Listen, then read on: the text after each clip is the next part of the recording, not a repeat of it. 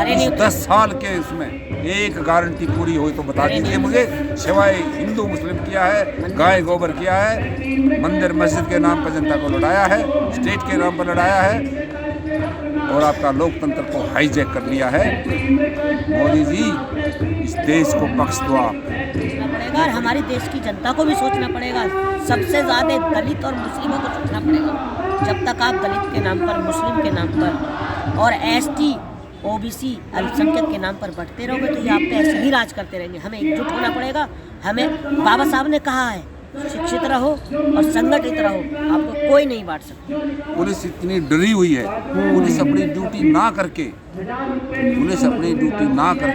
अमित शाह की गुलामी कर रही है इस वक्त। मैंने भी नौकरी की है, मैंने दिल्ली पुलिस को कभी इतना दबाव नहीं देखा था। डॉक्टर रीतू जो दौलत राम कॉलेज से पीड़ित है, जो अहंकारी डॉक्टर सविता रॉय है, जिसको जेल के सलाखों के अंदर होना चाहिए, वो अमेरिका घूम रही है। बड़े अफसोस की बात है। प्रशासन मैंने भी देखा है, हमारे भी पिताजी के बहुत अच्छे ताल्लुकात रहे, मगर ऐसा परसों घिनौना काम मैंने प्रशासन का देखा कि ना महिलाओं को देखा जा रहा था, ना बच्चों को देखा जा रहा था, युवाओं को, पत्रकारों की इतनी बेरहमी बदतमीजी की जा रही थी कि मैं आपको बता नहीं सकता। मान्यवर अगर ऐसा हो जाए, उनका मार्गदर्शन और भाई साहब की जवान ब्रिगेड की ताकत अगर दोनों मिल जाए तो बहुत बड़ा जो है ना, हम जीत की तरफ जा सकते हैं और बहुजन समाज का भला हो सकता है। चंद्रशेखर आज़ाद, चंद्रशेखर रावण है, हर बच्चा हिंदुस्तान का घर में उनको सब जानते हैं जी, सब जानते हैं, उनमें क्वालिटी है। तो मेरे ख्याल में मायावती बहन को इंडिया गठबंधन में भी शामिल होना चाहिए और चंद्रशेखर आज़ाद को भी साथ में लेना चाहिए। और दलित वोट और अल्पसंख्यक वोट इतना है कि किसी वोट की ज़रूरत नहीं पड़ेगी सरकार बनाने के लिए। बहन मायावती जी जो है बहुत अच्छी लीडर रही हैं। मैं भी जब होश में था तो उनका मैंने कार्यकाल देखा है। उनका लॉ एंड ऑर्डर इतना सख्त था कि कोई मतलब अगर आंख भी उठा के देखना चाहे तो आंख भी उठा के नहीं देख सकता किसी की तरफ बुरी नज़र से, चाहे बेटी हो देश की, चाहे किसान हो, चाहे कोई कमज़ोर इंसान हो। मैं उनका कायल रहा हूँ और आज भी हूँ, मगर थोड़ा सा उनको स्टैंड लेना चाहिए, उनको कदम बढ़ाना चाहिए। जो आज देश में माहौल है, अगर आप इतने ही लोकप्रिय नेता हैं जनता के बीच में, या देश के प्रधानमंत्री लोकप्रिय हो आप, तो एक बार आप करा क्यों नहीं लेते? बैलेट पेपर से चुनाव करा लीजिए, पता चल जाएगा दूध का दूध और पानी का पानी। ये तो हमारे माननीय प्रधानमंत्री जी भी कहते हैं कि संयोग नहीं प्रयोग है। ये प्रयोग करके तो देखें एक बार, प्रयोग करें एक बार, बैलेट पेपर का प्रयोग करें, दूध का दूध पानी का पानी हो जाएगा।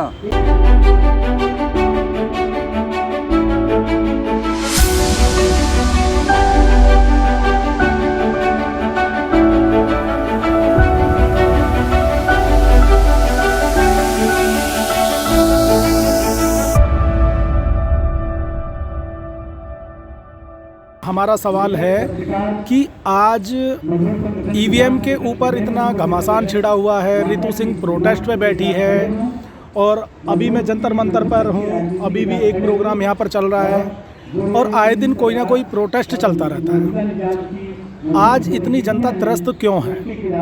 और दूसरा मेरा सवाल है, मायावती जी और चंद्रशेखर, क्या इन दोनों को साथ में आ जाना चाहिए या नहीं, बताएं। सबसे पहले तो आपको और आपके अम्बेडकर नामा को बहुत बहुत साधुवाद, जय भीम जी, नीला सलाम। आपका पहला क्वेश्चन है ईवीएम। ईवीएम इस वक्त देश के लोकतंत्र की हत्यारी मशीन बन गई है। इसे फौरी बैन किया जाना चाहिए और 24 का इलेक्शन ईवीएम से बिल्कुल जनता नहीं होने देगी। जनता इस देश की मालिक है, जनता ने कमर कस ली है और ईवीएम को तोड़ेगी। पूरी जनता इस वक्त आक्रोश में है और इलेक्शन कमीशन और सरकार दबाव में है। इसीलिए इलेक्शन कमीशन ने 45,000 वैन जिसके अंदर ईवीएम है वो पूरे देश में घुमाई जा रही हैं। उसके ऊपर लिखा कि मोदी की गारंटी। सब डर, ठीक है, डर तो बैठा हुआ है, लेकिन ये डर हकीकत में जनता बदल देगी। ईवीएम तोड़ेंगे। 31 तारीख को आपने देखा यहाँ वामन बेसराम और पूरा भीम आर्मी का और जितने भी संगठन थे सभी का उनको समर्थन था। EVM at once ban. और बैलेट पेपर से मोदी जी 543 सीटों पर चुनाव होता है, 543 ले जाए हमें कोई दिक्कत नहीं है, लेकिन बैलेट पेपर से लें। देश के लोकतंत्र पर जनता डाका नहीं डलने देगी। यह अब होगा। सर बताइए, नाम क्या है आपका? देखिए, मेरा नाम मेहताब खान है और मैं सोशल एक्टिविस्ट हूँ जी। और सबसे पहले आपके चैनल के माध्यम से मेरे जितने भी अम्बेडकरवादी क्रांतिकारी हैं उनको जय भीम, जय भारत, जय संविधान। जय भीम। आपने कहा सबसे पहले ईवीएम का मुद्दा आपने रखा जी। तो मैं आपके चैनल के माध्यम से सारे देश की जनता को ये कहना चाहता हूँ कि मेरी स्वर्गवासी दादी एक कहावत मतलब सुनाया करती थी कि एक कोई राजा हुआ करता था और उस राजा की जान एक तोते में हुआ करती थी।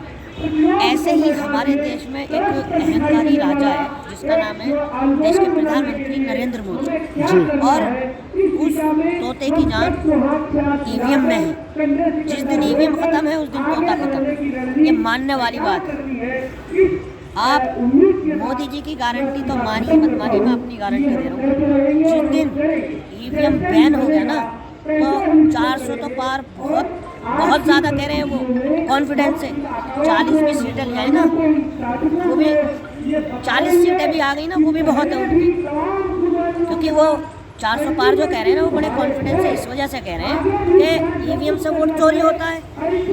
और ये ईवीएम का मुद्दा एक भारत में नहीं है, अब पूरे विश्व में जा चुका है। क्योंकि इन्होंने कहा था 3 तलाक जो है 21 देशों में बैन है। मैं इनसे ये पूछना चाहता हूँ, आपने चलिए 3 तलाक 21 देशों में बैन है, मगर ईवीएम जो है वो तो पूरे देश में लगभग पूरे विश्व में बैन है, तो आप अपने देश में इसको क्यों चला रहे हो? जी। 5 देशों को छोड़कर पूरे विश्व में बैन है। तो अगर आप इतने ही लोकप्रिय नेता हैं जनता के बीच में, या देश के प्रधानमंत्री लोकप्रिय हो आप, तो एक बार आप करा क्यों नहीं लेते? बैलेट पेपर से चुनाव करा लीजिए, पता चल जाएगा दूध का दूध और पानी का पानी। ये तो हमारे माननीय प्रधानमंत्री जी भी कहते हैं कि संयोग नहीं प्रयोग है। ये प्रयोग करके तो देखें एक बार, प्रयोग करें एक बार, बैलेट पेपर का प्रयोग करें, दूध का दूध पानी का पानी हो जाएगा। वैसे तो कह देते हैं उग्रवादी तो कपड़ों से पहचाने जाते हैं। और सर पत्रकार जी ने एक सवाल और अच्छा किया कि जो बहन जी और चंद्रशेखर जी का जो मामला है, बहुत अच्छा इन्होंने सवाल किया, तो मैं आपको बीच में रोकना चाहूँगा, उसके लिए मैं माफ़ी चाहता हूँ। देखिए, बहन मायावती जी जो है बहुत अच्छी लीडर रही हैं। मैं भी जब होश में था तो उनका मैंने कार्यकाल देखा है। उनका लॉ एंड ऑर्डर इतना सख्त था कि कोई मतलब अगर आंख भी उठा के देखना चाहे तो आंख भी उठा के नहीं देख सकता किसी की तरफ बुरी नज़र से, चाहे बेटी हो देश की, चाहे किसान हो, चाहे कोई कमज़ोर इंसान हो। मैं उनका कायल रहा हूँ और आज भी हूँ, मगर थोड़ा सा उनको स्टैंड लेना चाहिए, उनको कदम बढ़ाना चाहिए जो आज देश में माहौल है। देखिए, जेल तो आता जाता है आदमी, जेल से नहीं डरना चाहिए। जब उन्होंने देश को बहुत कुछ दिया है और 4 बार की मुख्यमंत्री है वो। चंद्रशेखर जो रावण है वो एक पढ़े लिखे नौजवान है, तो उनको साथ में लेकर चलना चाहिए। ये देश के लिए नहीं, ये हर समुदाय के लिए बहुत ही अच्छा मैसेज जाएगा, क्योंकि आप उनके, अगर आप उनकी बड़ी बन के चलोगी, उनके भी कंधे मजबूत होंगे। और जहाँ तक जो उनके भतीजे हैं, मैं शायद नाम बोलूँ, आकाश आनंद, देखिए मैं उनको जानता तक नहीं कि कौन है वो, मगर चंद्रशेखर आज़ाद जो चंद्रशेखर रावण है, हर बच्चा हिंदुस्तान का घर में उनको सब जानते हैं जी, सब जानते हैं, उनमें क्वालिटी है। तो मेरे ख्याल में मायावती बहन को इंडिया गठबंधन में भी शामिल होना चाहिए और चंद्रशेखर आज़ाद को भी साथ में लेना चाहिए। और दलित वोट और अल्पसंख्यक वोट इतना है कि किसी वोट की ज़रूरत नहीं पड़ेगी सरकार बनाने के लिए, अगर वो साथ हो जाएंगे। और बहुत देश को ज़रूरत है उनके साथ की। मैं कह रहा हूँ घबराएं नहीं बिल्कुल बहन मायावती जी, अरे हम आपके साथ में हैं, जनता आपके साथ है, क्यों घबरा रही हो? आओ और इस अहंकारी सरकार के खिलाफ बोलिए। ये बड़ी अच्छी बात बताई आपने। मान्यवर, अगर ऐसा हो जाए, उनका मार्गदर्शन और भाई साहब की जवान ब्रिगेड की ताकत अगर दोनों मिल जाए तो बहुत बड़ा जो है ना हम जीत की तरफ जा सकते हैं और बहुजन समाज का भला हो सकता है। परंतु मुझे ये कहने में कोई गुरेज नहीं है, बहन जी ने शायद चुनाव लड़ना ही बंद कर दिया है, वो एक नाटक करती है। आडवाणी की तरह बहन जी को भी मार्गदर्शक मंडल में भेज दो। वो आजकल वो चुनाव नहीं लड़ रही, वो मोदी जी को फायदा पहुंचाने के लिए शायद उनको ईडी का डर है, सीबीआई का डर है, पता नहीं क्यों लगी हुई है। इतना समाज उनके साथ खड़ा है। अरे एक बार जाकर देख, जेल की जो दरवाजे पाट के वहाँ समाज बाहर निकाल लेगा बहन जी को, ठीक है, लेकिन लड़े तो सही, नाटक क्यों कर रही है?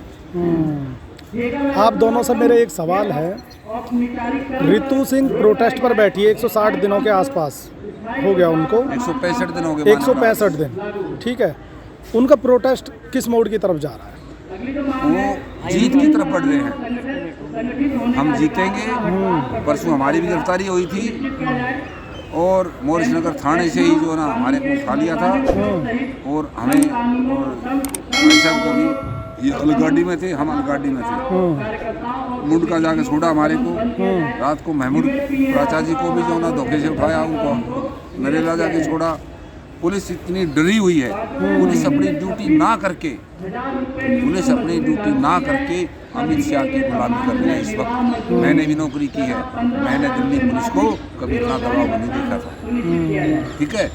एक और बात है, पुलिस वाले कहते हमारा तो ऊपर से ऑर्डर है, ये पढ़ते नहीं है। 50% पुलिस को पेड़ को वर्दी पहना रखी है, जिसको कुछ भी नहीं आता है। जब शपथ लेते हैं ना, ट्रेनिंग के बाद झंडे के नीचे खड़े होकर, तो उस शपथ में क्या होता है, झंडे की भी शपथ होती है, संविधान की भी शपथ होती है कि मैं अपने अफसर के जायज़ ऑर्डर को मानूंगा। ये नहीं कि वो नाजायज ऑर्डर दे उसको मानूंगा, मैं सही ऑर्डर की पालना करूंगा, ये शपथ में होता है। तो ये क्या सही ऑर्डर था? परसों लाठीचार्ज किया। आप यकीन नहीं करेंगे, जब मैं परसों वहाँ था, डॉक्टर रितु जो दौलत राम कॉलेज से पीड़ित है, जो अहंकारी डॉक्टर सविता रॉय है, जिसको जेल के सलाखों के अंदर होना चाहिए, वो अमेरिका घूम रही है। बड़े अफसोस की बात है।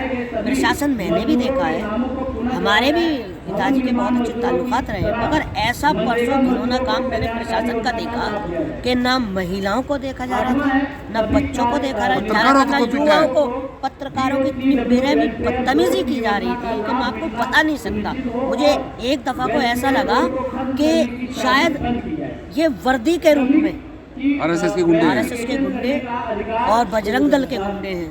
मैं आपको क्या बताऊं, हमें 6 घंटे घुमाया गया और प्यासे भूखे पानी मांगते रहे, पानी नहीं दिया किसी ने, अपने पैसे से मांगते रहे, उनका छोड़ा हमें ले जाकर वहाँ पर। अगर मैं आपके चैनल के माध्यम से गृह मंत्री अमित शाह जी से और देश के प्रधानमंत्री जी से ये कहना चाहता हूँ, कितना भी आप दबाव बना लें, कितना भी धमका लें, डरा लें, हम तो उन क्रांतिकारियों को मानने वाले हैं, बाबा साहब को, सुखदेव गुरु को, भगत सिंह जी को, जिन्होंने अंग्रेजों जैसों को पानी पिला दिया। शहीद उधम सिंह, हमारी क्या औकात है? शहीद उधम सिंह, बहुत नाम है, अगर मैं गिनाऊंगा तो थक जाऊंगा। और आज हम जो यहाँ बैठे हैं ना जंतर मंतर, और मेरे बड़े हैं, सरी हैं मेरे, जो हम यहाँ बैठे हैं और आपके हाथ में ये कैमरा है ना, तो ये देखिए पैन दिखाई दे रहा है, ये दिखाई दे, ये इनकी ताकत है जी, जो आज मैं बोल पा रहा हूँ। और जो आपने कैमरा ले रखा हाथ में, सिर्फ इन्हीं की, और इनको भी सोचना चाहिए, जो आपने ये वर्दी पहनी है ना, ये बाबा साहब की बदौलत है। अगर काश ये आवाज़ ना उठाते और हमारी क्रांतिकारी आवाज़ ना उठाते और चुप बैठ गए होते, तो हम किसी अंग्रेज के यहाँ आज भी पुरुष मारते होते लेटे। मान्यवर, मैं बीच में आपको सूर्य रुकना जी, कोई बात नहीं। परसों उस दिल्ली पुलिस ने जो अपना नंगा नाच दिखाया है, उससे एक दिन पहले जो बीजेपी के आरएसएस के गुंडे जो कुछ वहाँ चुनाव जीते थे एबीवीपी के, उन्होंने हमारे क्रांतिकारी साथी आशुतोष के ऊपर चाकू से वार किया, हमला किया। वो 25-30 की तादाद में थे, उनके हाथ में केमिकल भी था। और वहाँ जो चाय की दुकान लगती है, बीच वाला जो चाय का, मैं कल गया था वहाँ, उनसे पूछा भाई तेरा भिगोना डाला था? उन्होंने बताया कहाँ मेरा। तो वो चाय उबल रही थी, वो उन्होंने उठा के पूरा उसको जान से मारने की नीयत से उनकी बॉडी पर जो ना पूरा वो चेहरा बचा के पूरी बॉडी जल गई। वो ऐसे करके अपना चेहरा बचा के, नहीं तो उन्होंने मारने में कोई कमी नहीं छोड़ी थी। और इस बेशरम पुलिस ने कल शाम तक केस दर्ज नहीं किया। इतनी ताकत जो हमारे को पीटने में लगाई, उन गुंडों को पकड़ने में क्यों नहीं लगाई? ये बड़ी शर्म की बात है। किस दबाव में है? और अगर काम नहीं कर सकते उस बच्चे की तो रिजाइन कर दें। बिल्कुल सही बात है। आप कानून से बंधे हुए हैं, आपको संविधान ने ताकत दी है, आप जनता की प्रोटेक्शन के लिए भर्ती हुए हैं, ना कि यहाँ दमनकारी नीति को लागू करने के लिए। जान भी जा सकती थी उसकी, जान भी जा सकती थी। और जान जाने में कमी क्या रह गई थी? जब पूरे शरीर पर उसके केमिकल डाल दिया गया, चाय का भगोना उठा दिया गया, तो मैं उसकी हिम्मत को सलाम करता हूँ कि वो बंदा आज भी डॉक्टर रीतू के साथ खड़ा हुआ है। मैं मौजूद था वहाँ सफदरजंग में, उनके साथ यह हादसा हुआ है, तो मैं पहुँचा हूँ। बड़ा अफसोस हुआ कि आज हमारा देश किस दिशा में जा रहा है। इसलिए मैं आपके चैनल के माध्यम से मैं यहाँ बैठा अपने, ये बहुत मतलब इनसे मेरे अच्छे ताल्लुकात हैं और मैं बहुत भाग्यशाली हूँ कि मैं इनके साथ बैठकर इंटरव्यू दे रहा हूँ। ये मेरा बहुत भाग्यशाली हुए, क्योंकि हमारे देश को सोचना पड़ेगा और हमारे देश की जनता को भी सोचना पड़ेगा। सबसे ज़्यादा दलित और मुस्लिमों को सोचना पड़ेगा। जब तक आप दलित के नाम पर, मुस्लिम के नाम पर और एसटी ओबीसी अल्पसंख्यक के नाम पर बढ़ते रहोगे तो ये आप पे ऐसे ही राज करते रहेंगे। हमें एकजुट होना पड़ेगा। हमें बाबा साहब ने कहा है, शिक्षित रहो और संगठित रहो, आपको कोई नहीं बांट सकता। मैं आपको एक और हादसा याद दिला देता हूँ। ये 2 महीने या 2.5 महीने पहले की बात है। वो एक चैतन्य था कोई, वो जयपुर से गाड़ी चल के बॉम्बे जा रही थी। उसने वो कहा था ना मोदी जी ने कपड़े देख कर पहचान लेते हैं। उन्होंने सबसे पहले मुस्लिम सवारी के साथ कुछ बदतमीजी की। टीकाराम मीणा जो है उसके इंचार्ज थे, उसने उसको टोका। पहले उसने अपने इंचार्ज को गोली मारी और फिर 3 डब्बों में ढूंढ के कपड़े देख के पहचान करके 3 लोगों को हत्या की। और उसको क्या कह दिया? ये तो मेंटली डिस्टर्ब, और उसको दबा दिया गया। मेंटली डिस्टर्ब था। और उसकी जगह कोई दलित या मुस्लिम होता, वो बुलडोजर किसी चल जाता। समुदाय से बुलडोजर छोड़िए दंगे हो जाते सर, ठीक है, बुरा हाल और अभी बनारस हिंदू यूनिवर्सिटी में 3 बीजेपी के खास वर्करों ने एक स्टूडेंट के साथ रेप किया और 2 महीने तक उसका बर्बाद दबाए रहे। काफ़ी खास, काफ़ी क्लोज बीजेपी के वो, और मोदी जी के साथ फोटो, अमित शाह जी के साथ उनके 8 महीने से मणिपुर चल रहा है। मणिपुर पे माँ नहीं बोल सकती है, बहुत हुई महंगाई की मार। अब के 2 करोड़ रोजगार, काला धन, कहाँ गए वादे? 22 तक बहनों भाइयों सबको घर मिल जाएगा, मेरी गारंटी है। मिला घर आपको? 2022 तक किसानों की आय दुगनी, ये मेरी गारंटी है। एक भी गारंटी 10 साल के उसमें एक गारंटी पूरी हुई तो बता दीजिए मुझे। सिवाय हिंदू मुस्लिम किया है, गाय गोबर किया है, मंदिर मस्जिद के नाम पर जनता को लड़ाया है, स्टेट के नाम पर लड़ाया है और आपका लोकतंत्र को हाईजैक कर लिया है।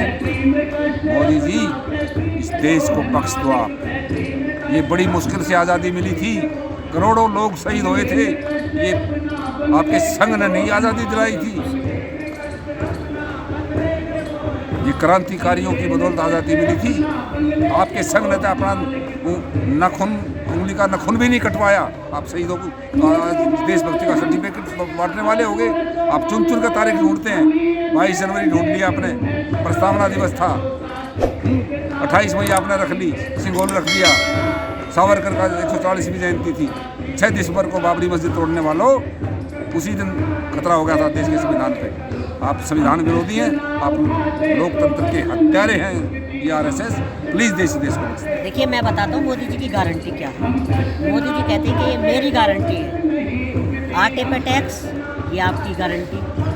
पेंसिल पे टैक्स, ये आपकी गारंटी। किताबों पे टैक्स, ये आपकी गारंटी। यानी कि आज हम जो खा रहे हैं, पहन रहे हैं, पी रहे हैं, हर चीज़ पर टैक्स दे रहे हैं, तो फिर काहे की आपकी गारंटी और काहे के आप प्रधानमंत्री? मानव एक बात और मैं बताना चाहता हूँ, क्या वो खाली एक आरएसएस के प्रधानमंत्री हैं? इस देश में हिंदू हैं, मुस्लिम हैं, सिख हैं, ईसाई हैं, पारसी हैं, बौद्ध हैं, सभी टैक्स देते हैं सरकार को। सुबह उठते ही हम टैक्स देना शुरू करते हैं, उस टैक्स का मिसयूज किया जा रहा है। हवाई यात्रा कर रहे हैं। 22 तारीख को पूरे देश में जो है ना तिरंगे को डाउन करके भगवा बना दिया। क्या है, क्यों? तो क्या पत्थर में प्राण डाले जा सकते हैं? क्या मैं परमात्मा से, गौतम बुद्ध से ये मैं उम्मीद करता हूँ कि माननीय प्रधानमंत्री की लंबी आयु दे, लेकिन जब ये प्राण चले जाएंगे तो क्या ये प्राण डालने वाले इनको भी जिंदा कर देंगे? बिल्कुल बिल्कुल, ये क्वेश्चन है मेरा। बिल्कुल आपका सही क्वेश्चन है। मैं आपके चैनल के माध्यम से यही हाथ जोड़कर विनती करूँ, जो आजकल हमारे जो धर्मों के ठेकेदार बने पड़े हैं ना, जो ढोंगी बाबा हैं, बागेश्वर, बहुत हैं ऐसे जो कहते हैं कि राम मंदिर जाने से, गोमूत्र पीने से हॉस्पिटल जाना बंद हो जाएगा। तो उनसे यही पूछना चाहता हूँ, वो हॉस्पिटल में पड़े हैं, मैं आज यही पूछना चाहता हूँ कि अगर आप एक पत्थर में प्राण डाल सकते हो, जो हमारे देश का फौजी शहीद होता है, गोली खाता है, क्या उसमें भी आप प्राण डाल सकते हो? डालिए मोदी जी, आप बस करिए देश को भ्रमित करना। देश के साथ छल कर रहे हैं आप, देश को ठग रहे हैं। भगवान श्री राम के नाम पर, देवताओं के नाम पर आप इस देश को किस तरफ ले जा रहे हैं? अरे देश को आप एजुकेशन दीजिए, देश को रोजगार दीजिए, बेटियों की रक्षा कीजिए, जो आपने वादे किए थे बड़े बड़े 2 करोड़ साल के रोजगार दीजिए, स्मार्ट सिटी बनाइए, एम्स हॉस्पिटल बनाइए, वो कहाँ चले गए? या सहयोगियों के लिए आपकी सरकार है, इस देश की गरीब जनता के लिए सरकार नहीं है। अब मेरे कुछ बड़े सर कहना चाहेंगे, ये कुछ कहेंगे, आप बोलिए। मैंने किताब पढ़ी है, मैं कोट कर रहा हूँ, बाबा साहब ने किताब लिखी है रिडल्स ऑफ हिंदुत्व, हिंदू धर्म की पहेली। उस किताब में बाबा साहब ने क्लियर कट लिख दिया कि ये काल्पनिक कहानियाँ हैं, अगर किसी ने केस करना है तो बाबा साहब तो करे, वो किताब ला कर दिखा सकता हूँ। ये काल्पनिक कहानियाँ हैं, ये बौद्धिस्ट कंट्री था, बाहर जाते हैं तो कहते हैं माननीय प्रधानमंत्री जी, मैं बुद्ध के देश से आया हूँ और यहाँ बुद्ध की विचारधारा पर युद्ध छेड़े हुए हैं। वो हमारे 84,000 बौद्ध विहार कहाँ थे, कहाँ चले गए जो सम्राट अशोक ने बनाए थे? मान्यवर अभी इनकी नज़र है ज्ञानव्यापी मस्जिद पर और जो ना ये मथुरा की शाही मस्जिद पर। मथुरा का म्यूजियम जाकर देखिए, आपको अगर सच्चाई जानकारी करनी है मथुरा का म्यूजियम देखिए, आप कभी जाए तो पूरा का पूरा बौद्धिस्ट स्ट्रक्चर है उसके अंदर। क्योंकि राजरत्न अम्बेडकर जी चले गए थे जो वहाँ घूमने के लिए, उन्होंने स्पाई कैमरे से वीडियो बना के आउट किया, नहीं इतना फोटोग्राफी मना है। ये पाखंड की तरफ देश को ले जाया जा रहा है। और मानव आपके नोटिस में आपने संविधान पढ़ा होगा कि 51A आर्टिकल में लिखा है कि हर एक भारत के नागरिक की ड्यूटी लगाई गई है कि वो देश के संविधान का सम्मान करेगा और अपने देश के तिरंगे झंडे का सम्मान करेगा और पब्लिक प्रॉपर्टी को नुकसान नहीं पहुंचाएगा और देश की एकता और अखंडता के लिए हर एक नागरिक काम करेगा और पाखंड से निकाल करके साइंटिफिक टेम्परामेंट की तरफ बढ़ाएंगे। लेकिन जब सरकार ही पाखंड की तरफ जनता को धकेलेगी तो पाखंड से बाहर निकालेगा कौन? देखिए, मैं लास्ट बात कहकर अपने विचारों को विराम दूंगा कि अगर इस देश को कोई बचा सकता है तो वो है खुद देश के प्रधानमंत्री नरेंद्र मोदी। कैसे? आप चौंक गए होंगे, सर भी चौंक गए होंगे, क्योंकि वो अगर इस्तीफा दे दें, इस्तीफा सौंप दें तो ये देश बच जाएगा हकीकत में, वरना ये देश फिर गुलामी की तरफ जा रहा है। ये तो बाबा साहब ने तो कहा था, 1935 में कहा था मान्यवर कि मैं ये वाला मैं बोला था कि मैं हिंदू पैदा हुआ था, ये मेरे हाथ में नहीं था, लेकिन मैं हिंदू मरूंगा नहीं, ये मेरे हाथ में है।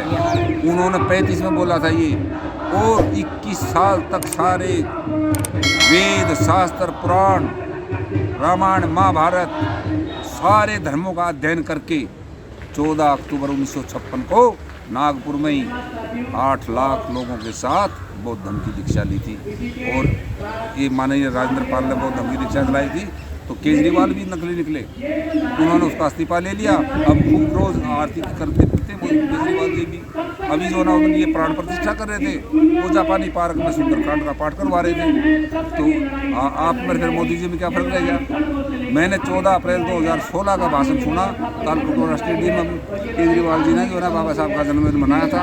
वो भाषण आज भी यूट्यूब पे है। तो वो भाषण सुन के मैंने ऐसा लगा कि केजरीवाल जी सच्चे बाबा साहब के अनुयायी है और ये जो है ना बाबा साहब के सपनों का भारत बनाएंगे। उन्होंने वादा किया था कि मैं संविधान की किताब और एक जो ना भगत सिंह की जीवनी दिल्ली के नागरिकों को घर घर भेजूंगा, लेकिन वो वादा वो भी भूल गए। और जैसे ही एक मिनट, जैसे ही चुनाव जीते केजरीवाल जी, वो भीड़ इतनी हो गई थी तो मेट्रो का एक्सीलेटर भी उल्टा चल गया था।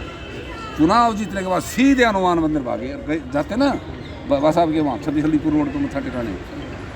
तो ये इसमें भी करनी और कथनी में ज़मीन आसमान का फ़र्क है। देखिए, मैं अब इनकी औकात बताता हूँ। ये जो अपने आप को कहते हैं ना राष्ट्रवादी और राष्ट्रवाद का झंडा उठा रखा है इन्होंने, ये वही लोग हैं जो अंग्रेज़ों की दलालियाँ करते थे। जो हमारे क्रांतिकारी अगर अंग्रेज़ों के ख़िलाफ़ आवाज़ उठा रहे हैं या लड़ रहे हैं, तो आपको याद होगा कि अंग्रेज़ों भारत छोड़ो आंदोलन हुआ था, इन्होंने उसका विरोध किया था। तो आज ये राष्ट्रवाद का झंडा इन्होंने उठा रखा है। ये वही लोग हैं जो अंग्रेज़ों की मुखबरियाँ और दलालियाँ करते थे कि जाइए तिरंगा यात्रा निकाली जा रही है, उनको खबरें दिया करते थे। मुगलों की भी इन्होंने गुलामी की है। और मुगल तो इनके लिए यूँ बुरे हैं क्योंकि ये अंग्रेज़ों की चमचागिरी करते थे, दलाली करते थे। मुगल इनको सज़ा दिया करते थे। देश को नुकसान पहुँचाओगे तो कुछ ना कुछ सामने वाला करेगा नहीं करेगा। तो ये तो मतलब उनका जो अस्तित्व है उसको बीच में यूँ लाते हैं। अगर मुगल इतने बुरे होते ना तो एक भी मंदिर हिंदुस्तान में ना होता। खूब उन्होंने मंदिरों को दान भी दिया है। हाँ, एक भी मंदिर पूरे। और सुनिए, वो बात छोड़िए, सबसे मैं आपके चैनल के माध्यम से एक मैसेज देना चाहूँगा अपने देश की जनता को कि सबसे पहला हमारा जो धर्म है वो हमारे देश का झंडा है। धर्म का झंडा ना हो के हमारे देश का तिरंगा होना चाहिए सबके हाथ में। अब इन्होंने क्या किया है, हर चीज़ में धर्म घोष दिया इन्होंने, राजनीति तक में धर्म घोष दिया, मंच पे लिया है धर्म को। मान्यवर बाबा साहब ने कई कोर्ट में ऐसा बोला है कि राजनीति में धर्म को घुसने मत दो। वो राजनीति अलग मैटर है, धर्म आदमी की व्यक्तिगत आस्था है। आर्टिकल 25 और 26 आपको खुली आज़ादी देता है। आप मंदिर जाएं, मस्जिद जाएं, गुरुद्वारा जाएं, गिरजाघर जाएं या कहीं भी ना जाएं, आप आस्तिक हो सकते हैं, नास्तिक हो सकते हैं, लेकिन आपके मौलिक अधिकार सुरक्षित रहेंगे। इमरजेंसी में भी सुरक्षित रहेंगे। बाबा साहब इतना सुंदर संविधान दे के गए थे, लेकिन इन्होंने उसका सत्यानाश कर दिया। रोज़ एक पन्ना खींच रहे हैं, ठीक है। और आपके माध्यम से मैं ये डॉक्टर रतनलाल को सलाम करना चाहता हूँ, जो 131 गुलामों से ज़्यादा अकेले काम कर रहे हैं। इन्होंने लुटवाया हमारा सब कुछ। और मैं इनके दिमाग में एक चीज़ और डाल देता हूँ कि ये भूल जाएं, बहुत बड़ी भूल कर रहे हैं कि संविधान ना मिटा है ना कभी मिटेगा। संविधान की रक्षा हम करेंगे, आज की पीढ़ी जो है वो करेगी, और संविधान है तो हम यहाँ बैठेंगे, वरना कुछ नहीं है। और एक शेर के साथ मैं अपनी बात ख़त्म करूँगा कि ये राजनीति भी कितनी अजीब होती है, ये राजनीति भी कितनी अजीब होती है। कभी हिंदू, कभी मुस्लिम, तो कभी मंदिर और कभी मस्जिद।